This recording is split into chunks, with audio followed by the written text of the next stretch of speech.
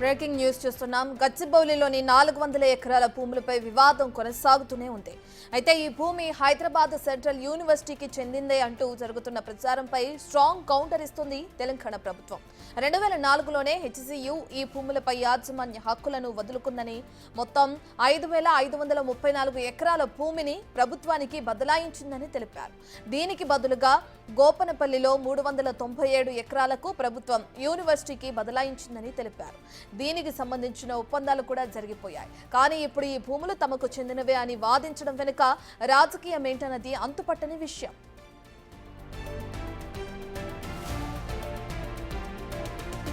అంతేకాదు, అసలు బీఆర్ఎస్ ప్రభుత్వ హయాంలో హెచ్సియు భూముల్లో అక్రమాలు జరిగాయని కాంగ్రెస్ ఆరోపిస్తుంది.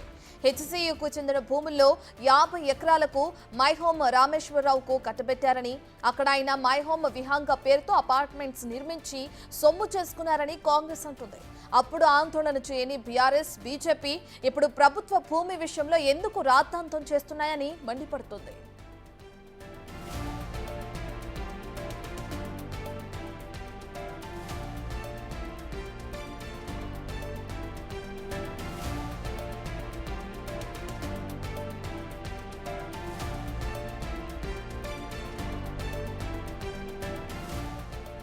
ఇవాళ పర్యావరణం గురించి కిషన్ రెడ్డి గారు మాట్లాడుతున్నారు, కేటీఆర్ గారు మాట్లాడుతున్నారు.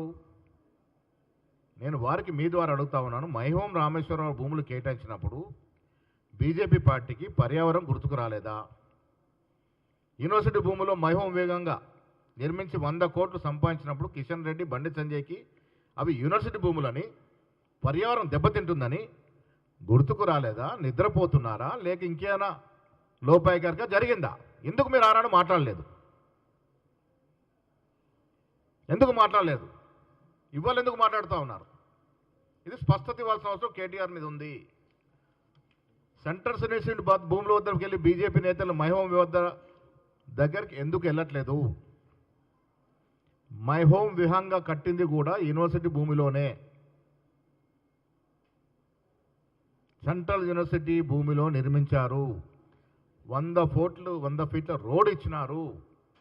నేను కిషన్ రెడ్డి గారికి, బండి సంజయ్ గారికి సూచిస్తా ఉన్నా, ఫస్ట్ మీరు మైహోం విహంగా దగ్గరికి వెళ్ళి సర్వేర్స్ తీసుకెళ్ళి ఈ భూమి ఎక్కడ కట్టి, ఈ భవనం ఎక్కడ కట్టారు, ఏ భూమిలో ఉంది, దీనికి రోడ్ ఎట్లా ఇచ్చారు, అప్పుడు మీరెందుకు కళ్ళు మూసుకున్నారు? ఇవాళ ఇక అంతేకాదు, ఈ విషయంపై చర్చించడానికి తాము సిద్ధంగా ఉన్నామంటున్నారు మంత్రి పొంగులేటి. ఏదైతే ఈరోజు ఎన్విరాన్మెంటల్ గురించి అక్కడ లేళ్లు ఉన్నాయి, సింహాలు ఉన్నాయి, అనేక జంతువులు ఉన్నాయని చెప్పే ఎన్విరాన్మెంటల్కి చాలా ప్రమాదం ఉందని చెప్పిన ఆ ప్రబుద్ధులు, ఆ ఫెవికాల్ బంధం ఉన్న 2 పార్టీలు ఏనాడైనా అంత పెద్ద ఐరేజ్ బిల్డింగ్లు ఏ మార్గంలో ఆస్తి సంపాదించారన్నది అది రెండో పాయింట్ మళ్ళీ మాట్లాడతా. అంత ఐరేజ్ బిల్డింగ్ వారి టైంలో పర్మిషన్ ఇస్తే అక్కడ ఎన్విరాన్మెంటల్ కి ప్రమాదం జరుగుతుంది అన్నది ఆనాడు పర్మిషన్ ఇచ్చేటప్పుడు కొంచెమైనా వారికి ఆలోచన వచ్చిందా? ఈరోజు ట్విట్టర్ కింగ్ లాగా అద్భుతాలు సృష్టిస్తున్నామని చెప్పి ఎన్విరాన్మెంటల్ కి ప్రమాదం జరుగుతుందని ఇందాక మిత్రులు కొంతమంది పింక్ కలర్ కి సంబంధించిన సోదరులు ఏదైతే ఈ ఎన్విరాన్మెంటల్ ప్రమాదం ఉంది కదా అని చెప్తున్నారో, ఆనాడు వాళ్ళకి ఆలోచన కానీ జ్ఞానం కానీ లేదా? రెటికా గచ్చిబౌలిలోని 400 ఎకరాల భూములపై వివాదం ఇంకా కొనసాగుతూనే ఉంది. అయితే ఈ భూమి హైదరాబాద్ సెంట్రల్ యూనివర్సిటీకి చెందిందని అంటూ జరుగుతున్న ప్రచారం ఏదైతే ఉందో వాటికి సంబంధించి తెలంగాణ ప్రభుత్వం ఇప్పుడు స్ట్రాంగ్ కౌంటర్ ఇస్తుంది. ఈ భూములకు సంబంధించి 2004లోనే యాజమాన్య హక్కులను వదులుకుందని, మొత్తం 5534 ఎకరాల భూమిని ప్రభుత్వానికి బదలాయించిందని కూడా తెలుపుతున్నారు అధికారులు. దీనికి బదులుగా గోపన్నపల్లిలోని 397 ఎకరాలను ప్రభుత్వ యూనివర్సిటీకి బదలాయించిందని కూడా తెలిపారు. దీనికి సంబంధించిన ఒప్పందాలు కూడా జరిగిపోయాయని, వాటిపైన అప్పుడు సంతకాలు చేయడం కూడా, అప్పుడు బదలాయింపులు జరగడం కూడా జరిగిపోయిందని టీపీసీసీ చీఫ్ మహేష్ కుమార్ గౌడ్ నిన్న తెలియజేయడం కూడా మనం చూసాం. అయితే దీనికి సంబంధించి ఇంకా అక్కడ విద్యార్థి సంఘ నేతలు కానీ విద్యార్థులు కానీ ఇంకా ధర్నాలు కొనసాగిస్తూనే ఉన్నారు. దీనికి సంబంధించి కూడా ఆయన నిన్న రియాక్ట్ అయ్యారు. విద్యార్థి సంఘ నేతలు కానీ విద్యార్థులు కానీ నిజ నిజాలు తెలుసుకోవాలి, తెలుసుకున్న తర్వాతే ఏదైనా ధర్నాలకు కానీ దేనికైనా దిగాలి, ముందుకు కొనసాగాలని చెప్పి కూడా ఆయన తెలియజేశారు. కానీ ఇప్పుడు ఈ భూములు తమకు చెందినవే అని ఏదైతే వాదించడం వెనుక రాజకీయం చేస్తున్నారో అదేంటన్నది కూడా అంతుపట్టని విషయంగా తెలుస్తుంది.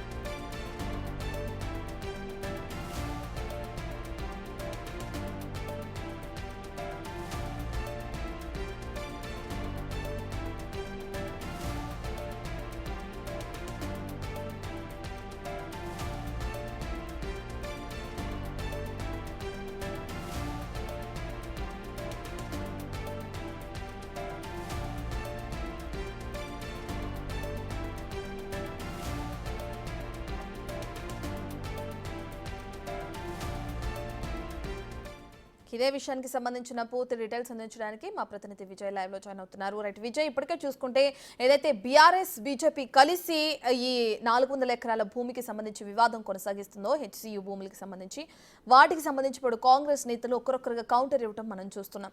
ఇంకా విద్యార్థి సంఘ నేతల్ని కానీ విద్యార్థులను కానీ రెచ్చగొట్టి ధర్నాకి దిగడం కానీ నిరసనలు వ్యక్తం చేసే విధంగా ఎందుకు బీఆర్ఎస్ కానీ బీజేపీ కానీ ప్రయత్నిస్తుంది అనుకోవచ్చు అంటారు. దీనికి సంబంధించి ఎప్పుడో సెటిల్మెంట్ అవ్వడం కూడా అయిపోయింది.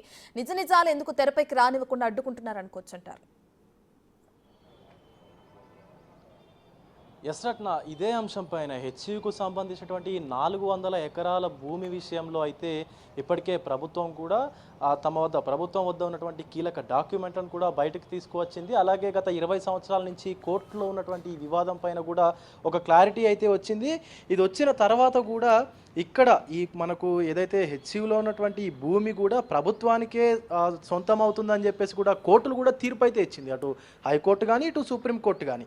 అయితే ఇక్కడ ఇంకొక ఇంట్రెస్టింగ్ విషయం ఏంటంటే, ఈ హెచ్సియుకు సంబంధించినటువంటి భూమిలోనే సుమారుగా ఒక 50 ఎకరాలకు సంబంధించినటువంటి ల్యాండ్ను కూడా ఒక రియల్ ఎస్టేట్ పెద్దకు గత ప్రభుత్వం అప్పగించినట్టుగా కూడా మనకు తెలుస్తూ ఉంది. అయితే అక్కడ కొన్ని బిల్డింగ్స్ను కూడా అక్రమంగా నిర్మించుకున్నారని, అయితే ఇప్పుడు ఒకవేళ ఈ 400 ఎకరాలను అయితే అభివృద్ధి పనుల్లో భాగంగా అయితే ప్రభుత్వం ముందుకు తీసుకొస్తూ ఉంది కాబట్టి ఖచ్చితంగా దీంట్లో సర్వే నిర్వహిస్తే వాళ్ళ యొక్క తప్పులు ఎక్కడ బయటపడతాయో అన్నటువంటి అంశం తెరపైకి తీసుకువస్తే, అంటే ఈ యొక్క అంశాన్ని తెరపైకి తీసుకొస్తే వాళ్ళ యొక్క తప్పులను కప్పిపుచ్చుకునేటువంటి ప్రయత్నంలోనే అటు బీఆర్ఎస్ కానీ ఇటు బీజేపీ కానీ విద్యార్థులను అయితే రెచ్చగొడుతున్నట్టుగా కూడా మనకు తెలుస్తూ ఉంది. ముఖ్యంగా ఇదే అంశం పైన ఒక్కొక్కరుగా కూడా మాట్లాడుతూ వచ్చారు కాంగ్రెస్కు సంబంధించినటువంటి ప్రభుత్వ పెద్దలు, అలాగే ఇతరత్ర ముఖ్య నాయకులు కూడా. నిన్న పిసిసి అధ్యక్షుడు మహేష్ కుమార్ గౌడ్ గారు మాట్లాడుతూ కూడా ఈ ఒక రియల్ ఎస్టేట్ పెద్దకు గత ప్రభుత్వం